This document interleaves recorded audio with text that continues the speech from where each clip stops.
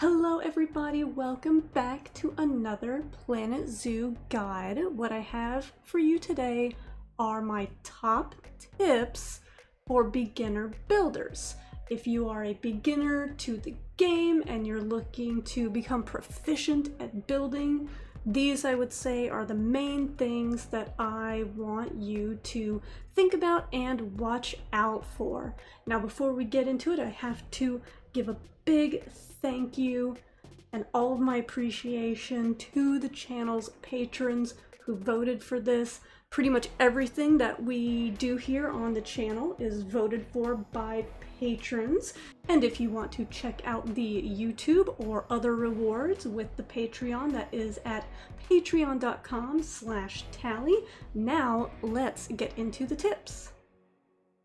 And the first tip I have for beginning builders is that I encourage you to learn the advanced building controls and the settings. Now, going through the career tutorial will give you the basics of building, but if you do want to become proficient at building in Planet Zoo, you will have to take the time to learn the advanced building controls. What are the advanced building controls? That's all this stuff. Now, when I first saw this made no sense to me at all. Now I've become really accustomed to it and fairly proficient with it, and unfortunately there is a learning curve here. There's no getting around it. You just have to take the time to learn all of the controls.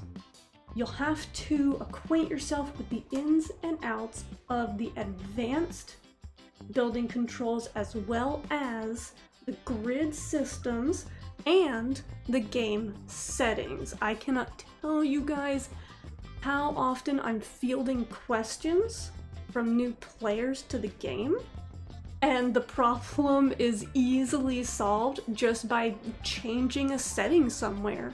The game's settings are very powerful. They give you tons and tons of control. So you do need to know what all of those do. Now, there's no reason for me to reinvent the wheel here. There are several incredible, useful, well-made tutorials that I used when I got started building. So instead of giving you a tutorial here, I'm just gonna link you guys to the best tutorials that I know. Those will be down in the description. Okay, so go scroll down, look for those, check those out, and learn the controls and the settings. Second tip that I have for you guys, if you are a beginning builder, is I want you to make a deliberate effort to build small and big. Okay, so I want you to not just focus on, like what I have here, my giant Komodo dragon dome. I don't want you to just do this. And I talk about this a little bit in another video, 5 things to build as a beginner. If you haven't checked that out, after you watch this one, go watch that one because it covers this specific thing and it gives some specific examples of things that you could build. So when I say I want you to build small and big, I want you to run the gamut, right? So I want you to, for instance, I want you to build and design your own, like, really tiny things, like your own donation bins, right? For one example. And then I also want you to go up a peg. I want you to then also do things like centerpieces and shop shelves, right?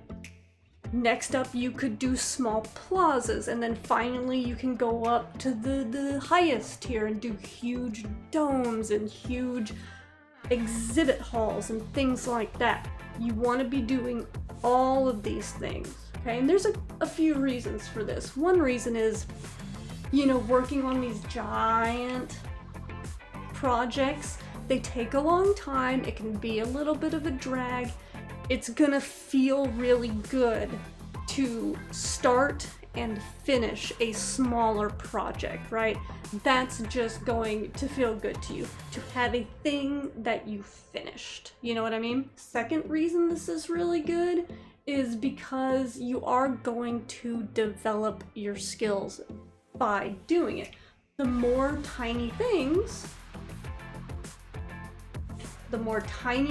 that you build, the more medium-sized things that you build, you will be developing different building skills with each thing that you make.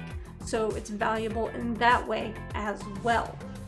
And then finally, if you are looking to become really proficient at building and put your stuff on the workshop and have lots of people enjoy the things that you made, you will, by creating smaller things, you will have a body of work on the workshop. You'll have a variety of things that people can check out and subscribe to. And then of course, again, if you want more specific things that are good in this respect for you to practice building, go check out that video that I mentioned, 5 things to build as a beginner.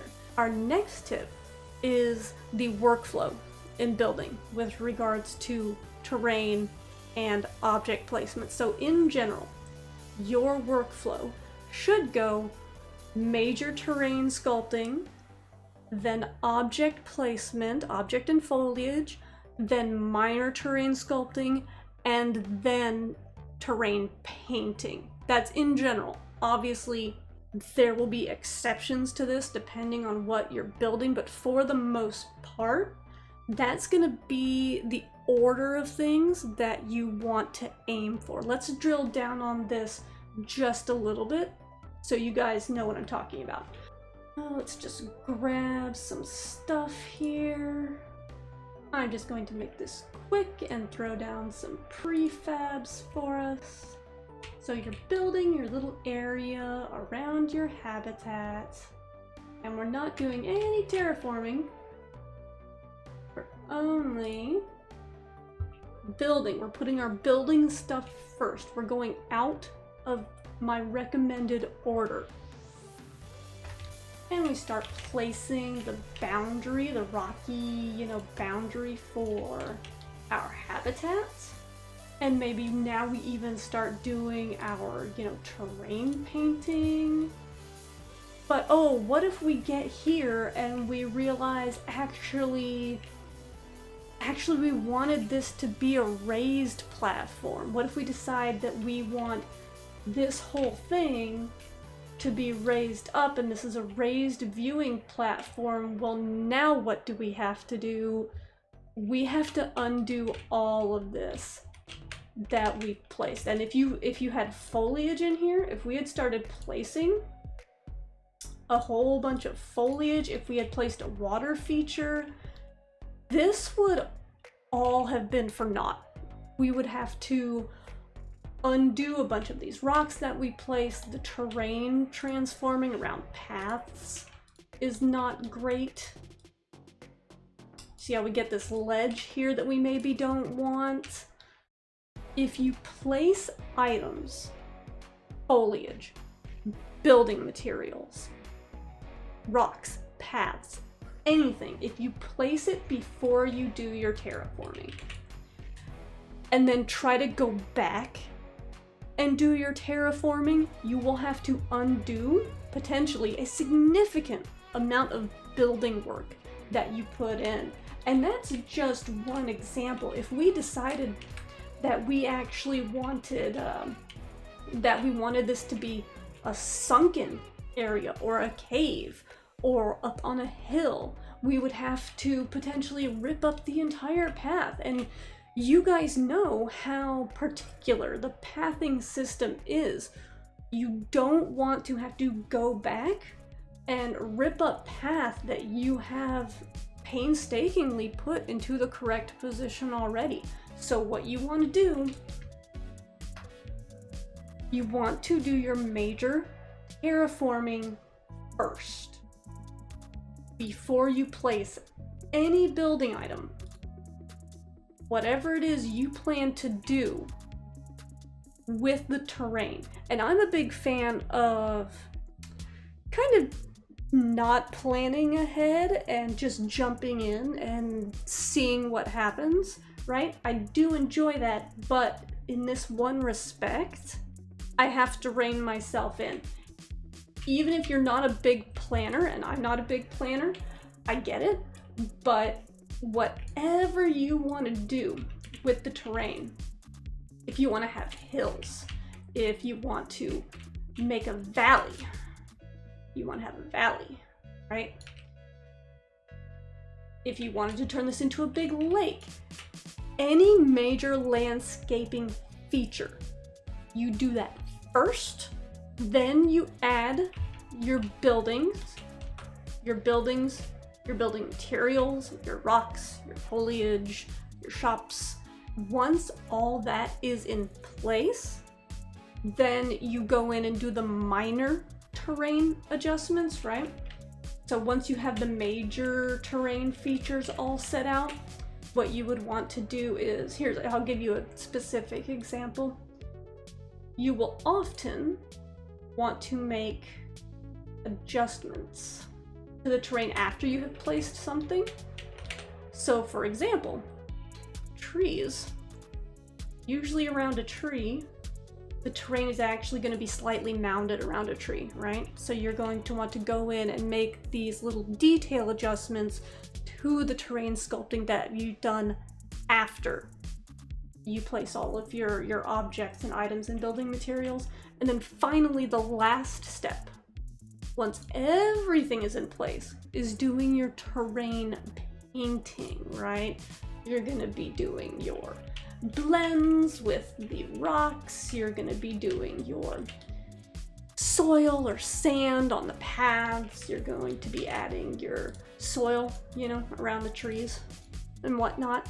All the terrain painting, you're going to want to do that last, after you've put everything in place, because the objects and building materials and rocks and foliage that you put in, those are going to kind of dictate your terrain painting to a certain extent. So that's why terrain painting is the last thing that you do. So one more time, the order is major terrain sculpting, then object placement, foliage, building materials, rocks, etc.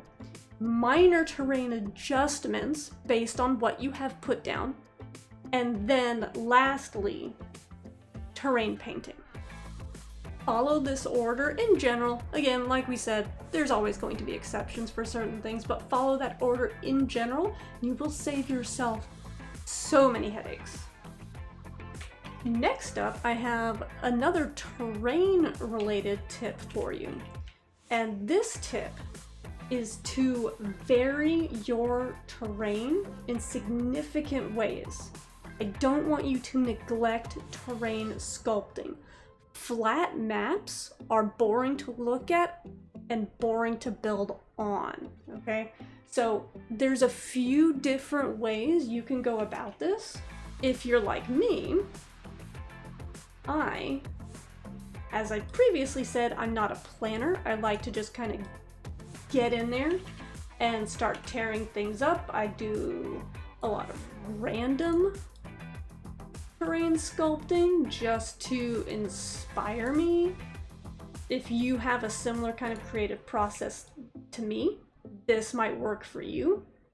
I might go in, I might decide I want a river here, I want a mountain over here with cliffside, and I do this first of all before I start actually building anything. You need to think about caves, rivers, ponds, lakes, valleys, mountains, all kinds of terrain features that you could add in. They are at your disposal. And before you even start building, get in there and make that flat map more interesting. You can also, if you are a planner, you can plan this ahead, just like you would for any kind of building that you would want to make. And probably if you are a planner, you're doing this anyway. You are probably already factoring in terrain height and terrain sculpting and terrain features into your builds, but just in case, if there's anybody out there who is planning out their habitats and their plazas and stuff, but not accounting for different terrain sculpting, I want you to start factoring that in. And I want it to be a main thing that you think about first. Now, there are some really good options to help you out with this. Obviously, there's the workshop. You can find really beautiful, just exquisitely terraformed maps that you can start with on the workshop, but you can also be aware when you start a new zoo, right here, terrain type, sculpted, see? And that's going to give us a map with some terrain variation instead of just the flat, boring map that we are all used to. So see, there you go. And you would use then all of this pre-sculpted terrain to either build around or adjust as you see fit. And the difference between a completely flat map, even with really incredible building, right? Even with incredible design, the difference between two builds that are basically the same, but one has some terrain variation and one is just completely flat, the one with the terrain variation is going to look so much better and so much more visually interesting. So if you are a beginning builder, then start right now with unshackling yourself from the flat expanse of the basic map. The next tip I have for you is rocks. Rocks. Take a look at what I have on the screen here. Now you will notice the only rocks present are the ones in the background, making up, you know, the border of this. Hypothetically, you know, this could be like a habitat, right? And then let's take a look over here. Same thing, but I've incorporated rocks into the scenery. Not just acting as a border, but actually all throughout. And we've used big ones, we've used little ones, we've used basically pebbles, and look at what a difference it makes. Here's with rocks. Here's no rocks. See how they liven everything up, and everything just looks better, more realistic, more interesting. Don't neglect rocks in your builds, in your habitats, and your nature scenery. This is going to be important, especially when you are dealing with animals that have a really low foliage threshold, and you can't fall back on foliage to make a habitat look interesting. Rocks are going to be your go-to. The other situation where these are really going to help is, you know, some animals, they can't really traverse really drastic changes in elevation, you know, so you can't always have those big dramatic landscape features, soaring hills and mountains and cliffs and things like that. Some animals are going to need something that is a little bit flatter. Rocks are going to come in handy then too, so don't neglect your rock work. The next tip I have for you is remember the details. Details.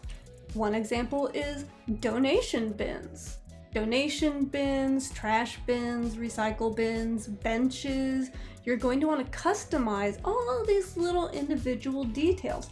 Feeding stations, I put bamboo around this feeding station, so that fits in better. Things like staff doors, really simple elements around this staff door. But when you remember those details, it makes it fit into the overall build. Lining the path. Notice I don't have a raw path edge here. I lined the entire path with stone. That's another detail.